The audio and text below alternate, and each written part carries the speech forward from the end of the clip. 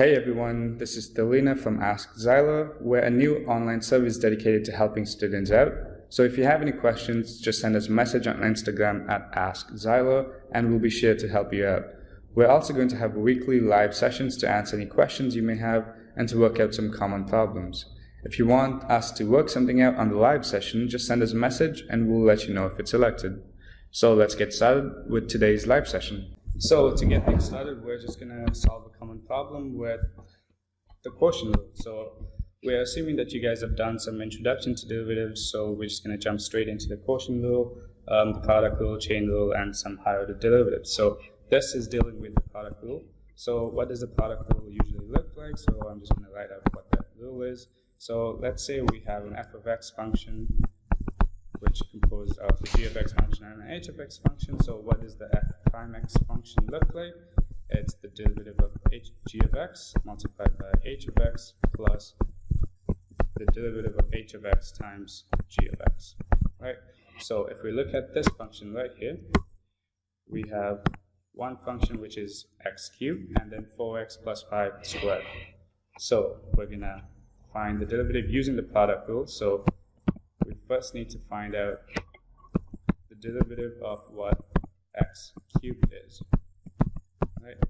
And then we need to multiply that by the product of the second function, which is 4x plus 5 squared plus the derivative of 4x plus 5 squared multiplied by the product of x cubed.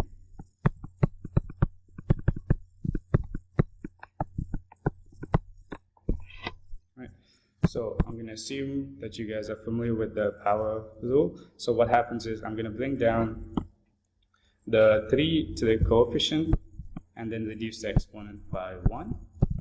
And then I'm just going to leave the second function the way it is, plus the derivative of 4x plus 5 squared. I'm going to use the power of a function rule. I'm going to assume that you guys know that. If you don't, just send me a message and we'll go through what that is as well. So what does that look like? I'm going to bring down the exponent down as a coefficient, leave what's inside the way it is, and then reduce that exponent by 1. So since it's 2, I'm going to leave it by as 1. And then I'm going to find the derivative of what's inside that function, which is 4x plus 5. So what's the derivative of 4x? It's just going to be 4. I'm just going to leave it as 4. I'm going to move forward and just start to simplify things out. So I have 3x squared 4x plus 5 squared plus, this is going to simplify to 8x cubed times 4x plus 5. Right? So I can factor some terms out because they're in every single term. So what I can do is take out an x squared and a 4x plus 5. So I can take out an x squared and a 4x plus 5. What I'm left with is 3 4x plus 5, and then I have 8x.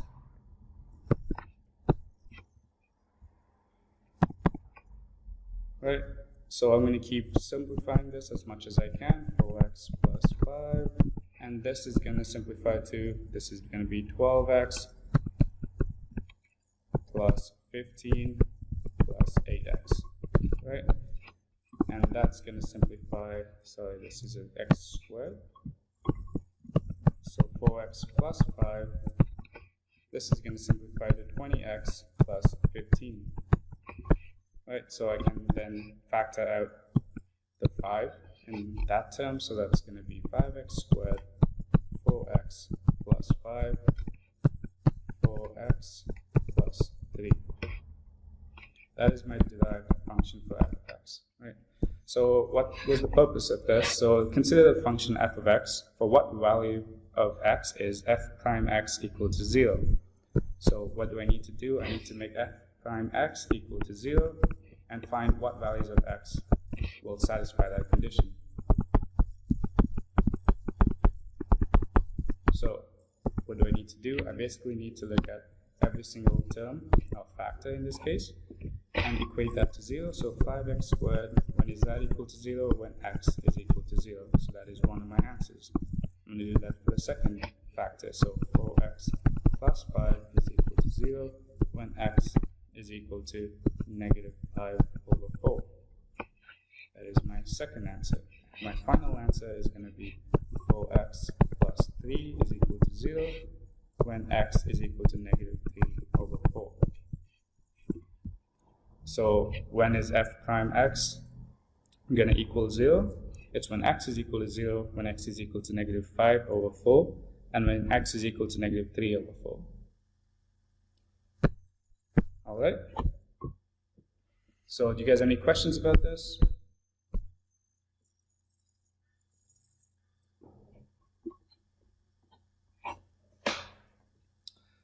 So Grayson's asking what's power of a function rule, so I kind of skipped over that. So it ties into the chain rule, which is basically what I did here. So how do I find the derivative of 4x squared, let's say plus 3 squared. Let's say I need to find the derivative of this. I just made this up right now. So what I need to do is find out what the power of this function is, which is 2, and bring that down as the coefficient. So I'm going to put 2 outside. And then I'm going to write down the same function, but reduce the exponent by 1. So it's going to be 4x squared plus 3. It's going to be to the power of 1. But I'm not done yet, because I also need to multiply the product of the derivative of the inside function with what I have so far. So that's going to be for the derivative of 4x squared is going to be just 8x. So my finished answer is going to be 16x, 4x squared plus 3. Right. If you want a general formula, we can do one in the sense f of x to the squared dx. That's going to be just this. I'll make this generalized into an n. That's my f of x raised to an nth exponent. So I'm just going to write n f of x n minus 1 multiplied by the derivative of f of x itself.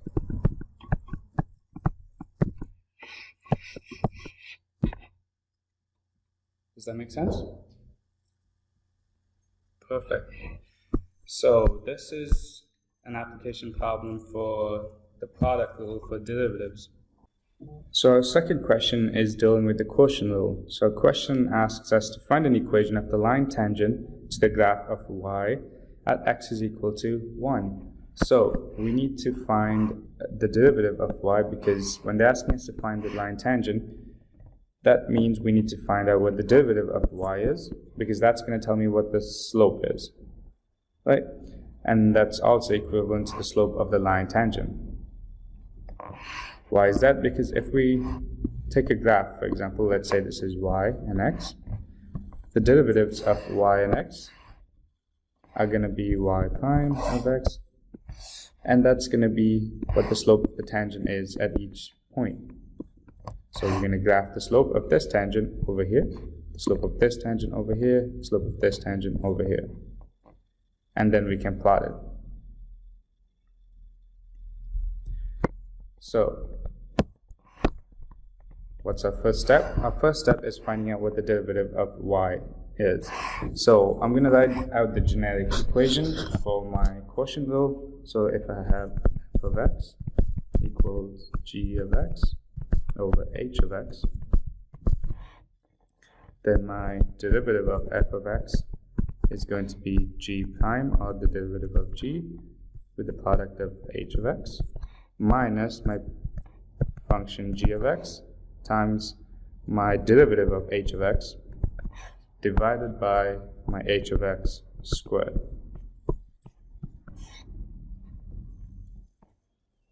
So what I need to do is substitute the functions into this. So the derivative of y is going to be first the derivative of x cubed. So x cubed dx, product of x squared minus 2, minus, again, just x cubed by itself, with the product of the derivative of x squared minus 2. And all that's going to be divided by x squared minus 2 to the power of 2.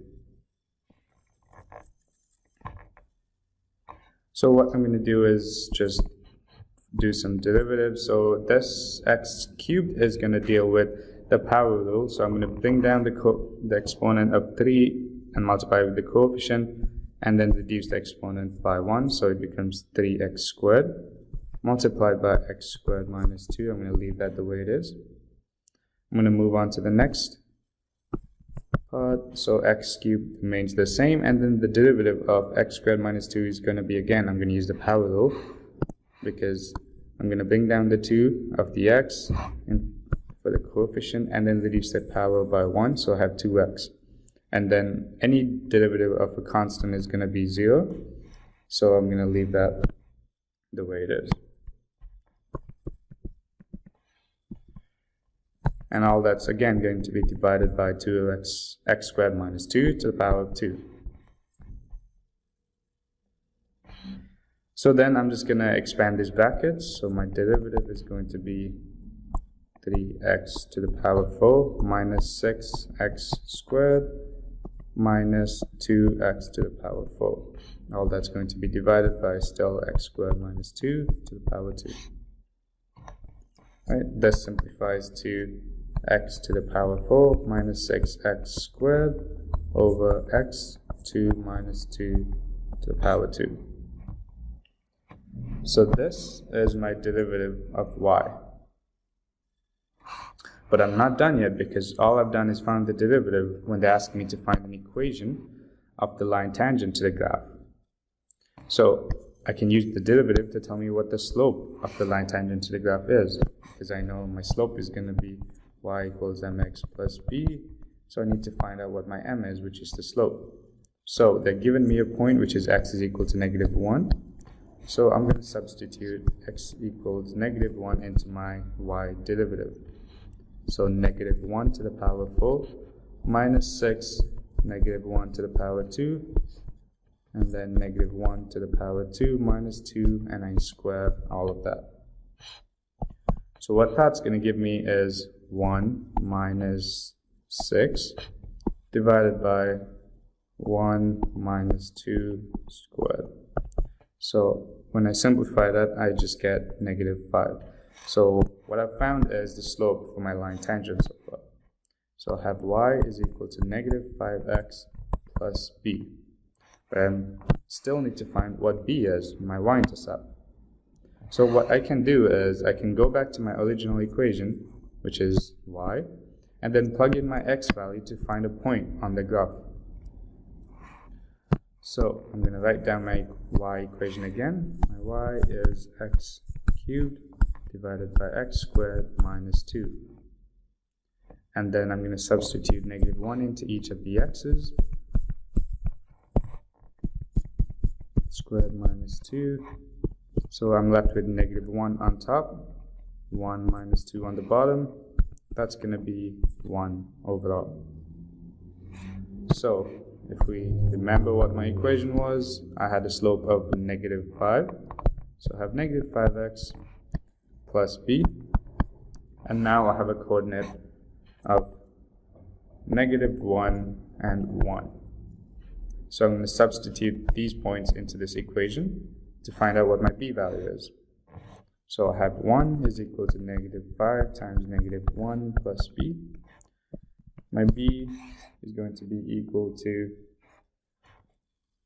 this is going to give me 5.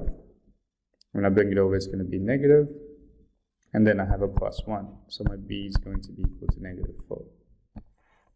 So what is my equation?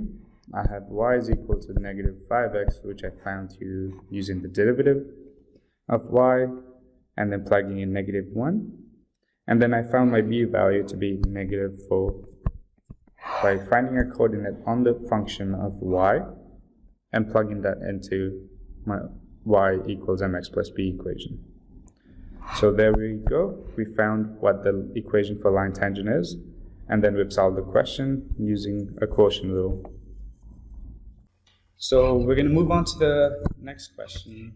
If You guys are fine with this. So the next one is dealing with the chain rule.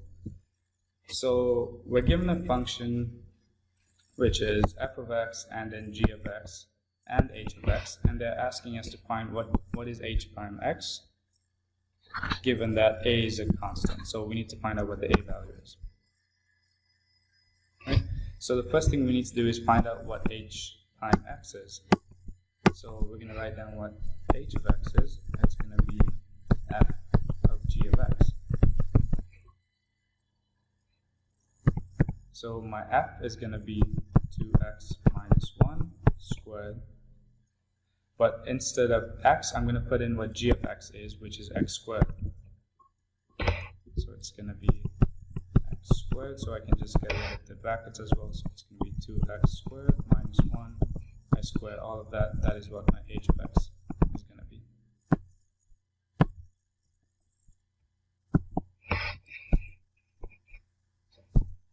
Right, so I need to find what the derivative of this is. So I'm going to write the general equation for the chain rule. So it's going to look really similar to the power of a function rule because it is a power of a function rule. So my chain rule is if I have f of x, so let's write it in terms of h of x actually. H of x is equal to f g of x. I need to find what h prime x is. So it's simply going to be my derivative of the outside function with maintaining whatever's inside it with the product of the derivative of the inside function. So in this case, my outside is going to be considered basically like an x squared, and my inside is going to be 2x squared minus 1. So my h prime x is going to be the outside function. So we're going to treat this like an x squared. So I'm going to bring down the exponent as one of the coefficients, so 2, leave the inside the way it is, and then reduce the exponent by 1, and then multiply that by the derivative of the inside function, which is 2x squared minus 1. So that's going to be 4x, because the negative 1 as well, again, any derivative of a constant is going to be 0, so I only have 4x. So what do I have? I have 2, I'll just multiply all that together to give me 8x, 2x squared minus 1,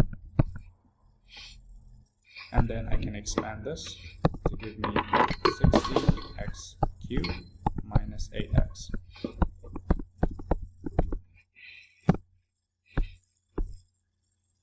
So what do I do? I'm going to compare what I was given earlier to be h prime x is going to be ax cubed minus 8x. And then if I compare them, I can easily see that a is going to be 16 because that's the coefficient of my cubic value.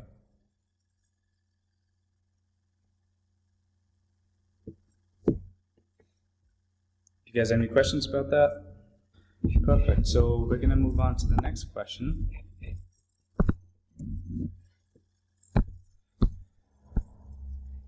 So we're given a position function and we're asked to find the velocity and acceleration at t is equal to 2 for the above function. So for this we need to understand what higher order derivatives are, and this is an application of higher order derivatives. So if we're given a position function, we have s of t in terms of t. The position function will tell us where something is at a particular time. But if we were to find the tangent line at a point, that's going to tell me the velocity because position is given in, for example, meters, and our time in seconds. My slope is going to be the change in position over change in time. So that's going to give me meters per second. So anytime I find a tangent, that's telling me what the velocity is at a point in time. So the derivative of my position time graph is always going to be my velocity time graph. So I'm going to apply the same logic for the velocity time graph. If I have a velocity function, if I were to find the derivative of the velocity function, it's going to give me acceleration. Why? Because if I find a tangent at a point, It's going to be the change in velocity over change in time. So that's going to be meters per second divided by second, so that's going to be meters per second squared, which is acceleration. So if I were to find the derivative of position time graph, I'm going to get the velocity time graph. And if I were to find the derivative of my velocity function, I'm going to get the acceleration function. So that's how higher order derivatives work. I'm going to get a derivative of a derivative. So now that we know how that higher order functions work, we're going to move on to this question and try to tackle it. So we're given a position function and we're asked to find the velocity and acceleration at a particular time. So our first step is to go from our position function into our velocity function. That means we need to find the derivative of the position function. Right. So the derivative of the position function is going to be d dx 2t cubed plus 5t minus 7. Right. And since all the terms are being added together, I can find the derivative of each term. So 2t cubed is going to be the power rule I'm going to use. So I'm going to bring down the 3 and multiply it by the coefficient. So it's going to be 3 times 2 to give me 6. T, I'm going to reduce the exponent by 1 to give me 6t squared. And then I'm going to bring down the exponent of t down, so it's going to multiply with 5. So 5 times 1 is going to be just 5. And then when I reduce the exponent of t by 1, it's going to be t to the power 0, which is going to be 1. So all I'm left with is 5.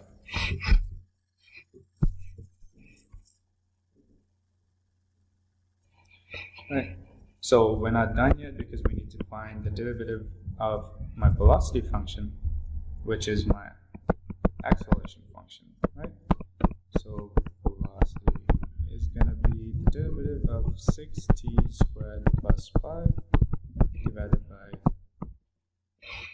dx. So what do? I'm going to again bring the exponent down to my coefficient. So 2 times 6 is going to be 12t, and then when I reduce the exponent of 2 by 1, it's just going to be 1. And then my derivative of 5 is simply going to be 5. Right? So that is my acceleration function, and this is my velocity function. But we still need to plug in the t is equal to 2 for each function to find out what the actual values are. So my velocity at 2 is going to be 6 times 2 squared plus 5, which is going to be 29. And then my acceleration at 2 is going to be 12 times 2, which is going to be 24. So we weren't given any units, so we can leave them as it is. So that's my velocity at 2 and my acceleration at 2. So we've done some higher order derivatives, but we need to move on and tackle some application or thinking problems. So this question is saying if a car has a position function, when t is equal to 5 seconds, is the car speeding up or slowing down? So for that, we need to understand what happens with velocity and acceleration. Because for us to know if a car is speeding up or slowing down, we need to find out the values for velocity or acceleration. We can't simply figure that out with just the position. So one thing we need to know is that if the velocity and acceleration are in the same direction, so if, let's say, they're both going in the positive direction, that means they're going to be speeding up. They can also be going in the negative direction. As long as they're going in the same direction, the car will be speeding up.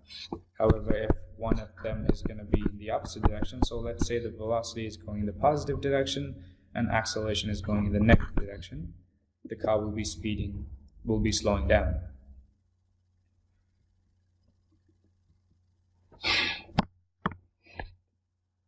Alright, so once we know that, we need to know what the velocity function is and what the acceleration function is. So what we're going to do is find the derivative of s of t, which is going to give me my velocity function, and then find the derivative of v of t, which is going to give me my acceleration function.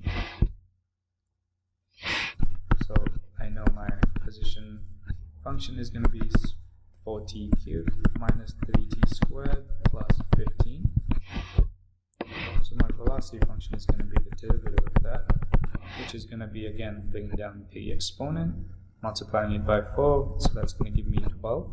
Reduce that exponent by 1, 2, minus, I'm going to again do the same thing, 2 times 3 is going to be 6, t, and then again, derivative of my constant value is going to be 0. Once I find my velocity function, I need to find what my acceleration function is. So that is simply going to be derivative of my velocity. So for that, I need to bring down the exponent again. So 2 times 12 is going to be 24. T, reduce that exponent by 1, and then do the same for the other one. So it's going to be 6 times 1, reduce the exponent, so I don't have a t anymore.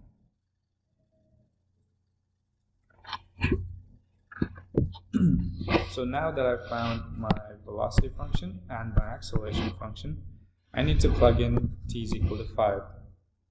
Why? Because I need to find out if my value is going to be positive or negative. So if I have v of 5, I'm going to plug in 12 times 5 squared minus 6 times 5. This is going to give me 300 minus 30, which is going to give me 270.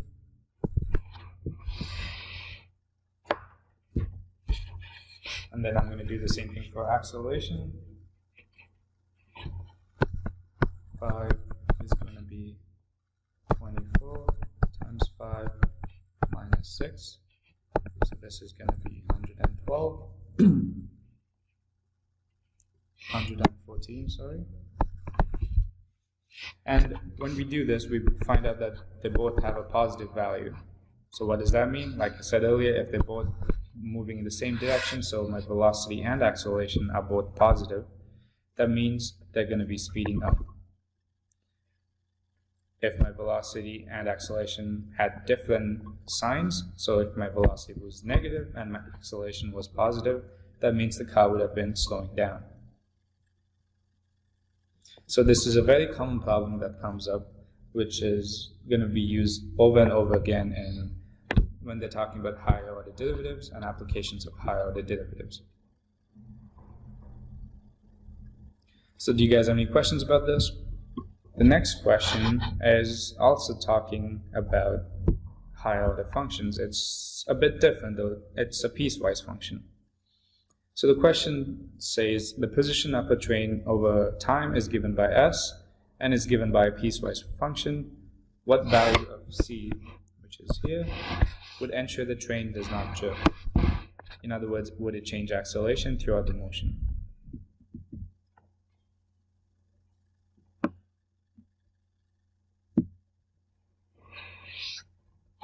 So what we would need to do is figure out what my acceleration is by finding the derivative of my position function. So in order to do that, like I've done in the previous question, I need to find my velocity and my acceleration. So to do that, I have to find the derivative each time. Right? So this is a piecewise function. It's a little different. So I'm going to write that out.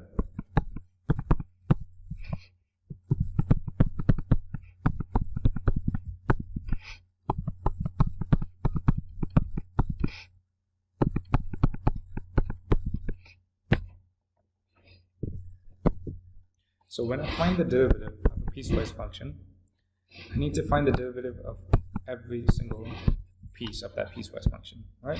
So if I were to find the velocity of this function, that means the derivative of my position function, I need to find the derivative of 4t squared and ct minus 3 squared.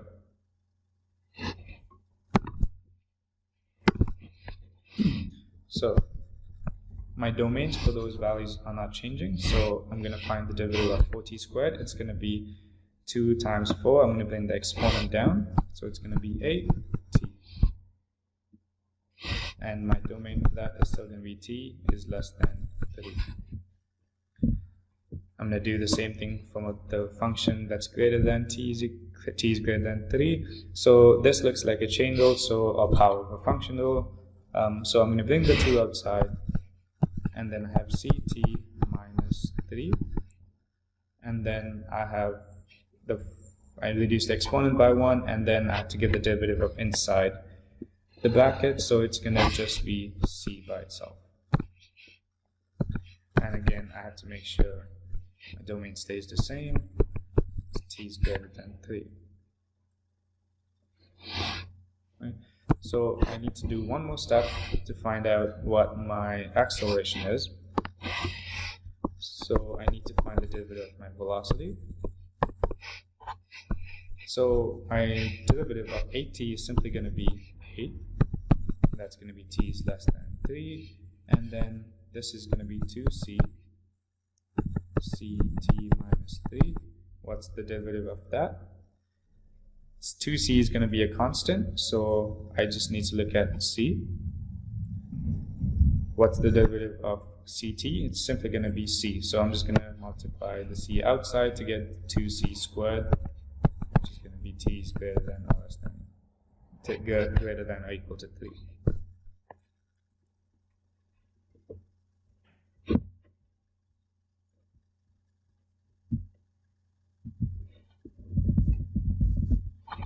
So I'm not done yet because it's asking what value of c would ensure the train does not jerk or change acceleration throughout the motion. That means we need to make sure that it's a continuous function. So we need to see that at 3, if t is less than 3 or greater than 3, it needs to have the same value for acceleration. So what I'm going to do is make these values equate each other. So it's going to be 8 is equal to 2c squared. So then I need to find what c is. So c is going to be 4, square root of that is going to be plus minus 2. So this is what my c value is going to be.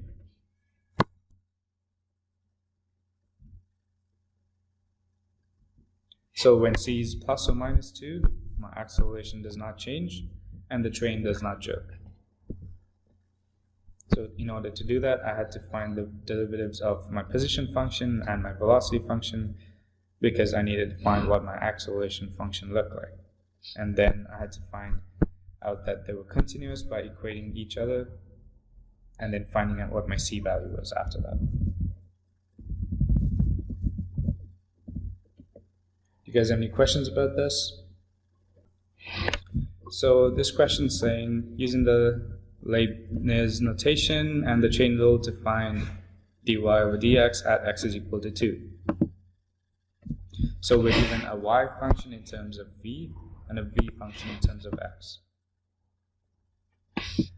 So what's the notation looking like? So we know that dy over dx is what we want to find. But if we have an intermediate of v, we need to get dy in terms of v and the product of dv in terms of dx. That way we can get our dv's to cancel out, and that's what we end up with, dy over dx. Right, so in order to do this, we need to find dy in terms of dv and find the derivative of that. So what is the derivative of 2v squared minus 5v plus 6? And the product of dv over dx, so my derivative of v is going to be x squared plus 1.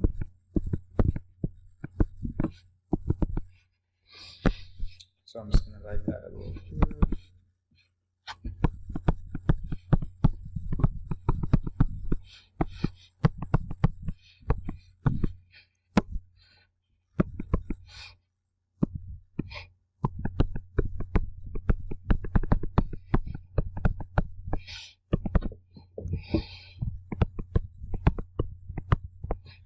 So the most common question is, can we have two different variables in the same equation? And yes, you can. because eventually we'll be substituting what x is equal to and what v is equal to into that equation, so it doesn't really matter. So what we're going to do is find each of these derivatives. So the first is find the derivative of this in terms of v.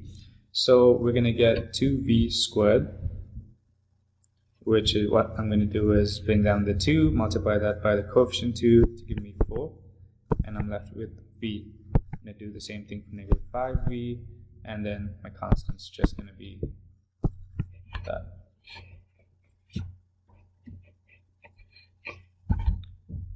Right, and then I'm going to do the same thing for the function in terms of x. So I'm going to bring the 2 down, reduce the exponent, and my constant's again going to be a 0. So this is my function of my derivative of y in terms of x. So again, we still have the v and the x, so we don't really mind it because we're going to plug in the x and the v values eventually, right? So let's do that right now. We know what x is. X is equal to 2. But what is v equal to? V is equal to, when x is equal to 2, we need to plug in 2 into the v function and find out what the v value is. So it's going to be x squared plus 1. So I'm going to plug in 2 into every x. So 2 squared plus 1 is going to be 5.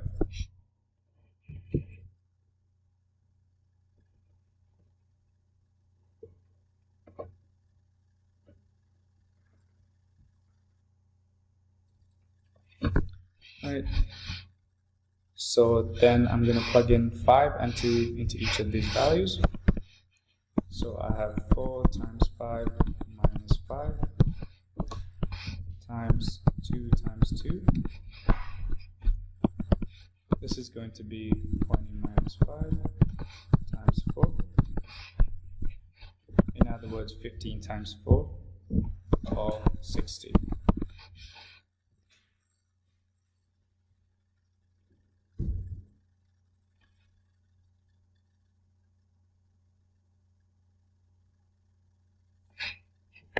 So that's how I use the Leibniz notation and the chain rule to find out what is dy of dx at x is equal to 2. So I don't need to be scared of this intermediate v. I can leave it in and then find out what the value of v is in terms of x. And then plug those numbers in afterwards.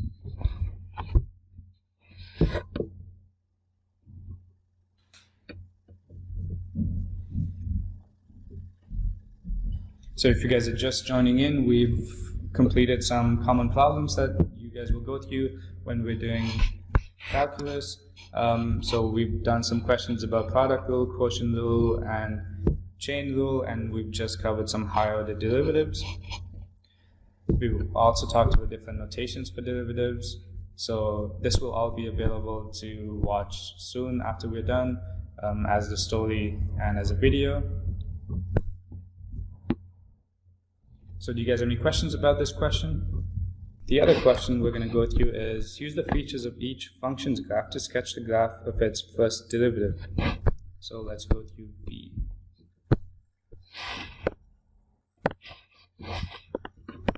So some notes, some important points we need to talk about is what's happening with each of these functions and what the important features will be translating to the first derivative are. Right. So we know what the first derivative is. It's talking about the instantaneous rate of change. Right? How much is the function changing, or what is the slope at each point? Right? So if we look at this function, we see that there's going to be a slope of 0 there, a slope of 0 there. Right? We also know the slopes from here, from going left, is going to be negative.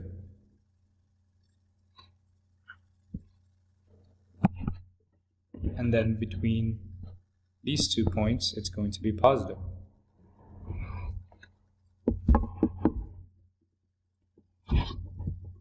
And then from this point to the right, my slope's going to be negative because it's all tending downwards. If I pick any point along this line, the slope will be pointing downwards. In other words, it's going to have a negative slope.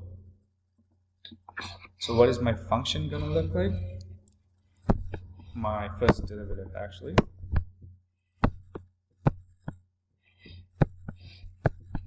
So I'm going to translate these 2 points to my zeros, because what happens is when I translate these points into my first derivative, this has a slope of 0, this has a slope of 0, so my y value at that instance is going to be 0.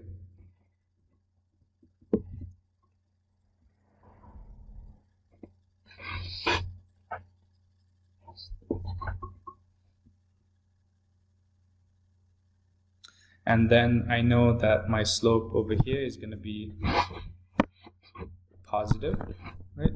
But it gets really positive and then it starts becoming less and less steeper.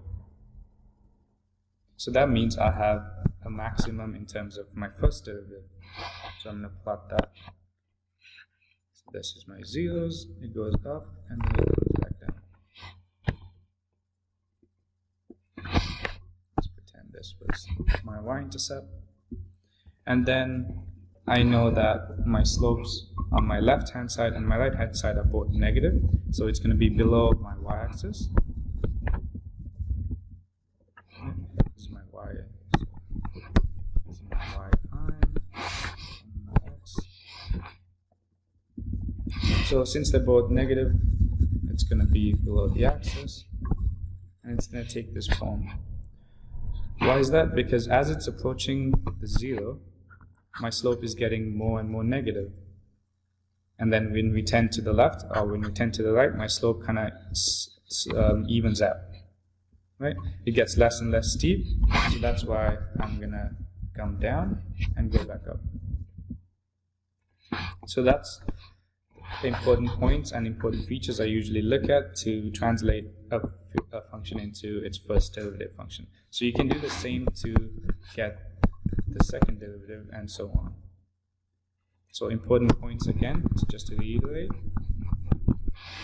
is I'm going to look at when can my slope be 0. So I found it to be here and here. So then I would translate those points into the zeros of my first derivative. Then I would also look at the steepness and how fast it's changing. And if it's changing more, and it's positive, I have a really big positive number. If it's changing less, I have a smaller positive number.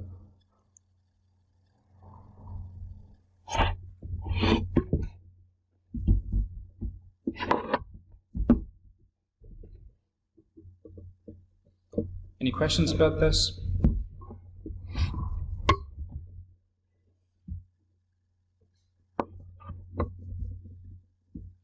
Once again, for those of you who joined a little late, we went through some common questions of calculus, we went through some introduction to derivatives, we went through some quotient rule, some product rule, chain rule. So this is the format that's going to usually take place. If you guys have any suggestions, any feedback, please send us a message.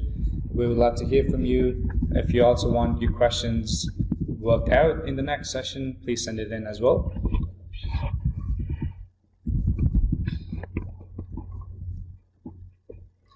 Once again, my name is Thelina. You can call me T. We're AskZylor. We are basically a service dedicated to helping out students with any questions you may have. We're currently focusing on math from grades 9 to 12. So if you have any questions, if you're not sure how to tackle a problem, send us a message. We'll be happy to help you out. And that's all we have for today, so we're going to wrap up. So thank you for joining, and we'll see you guys next week.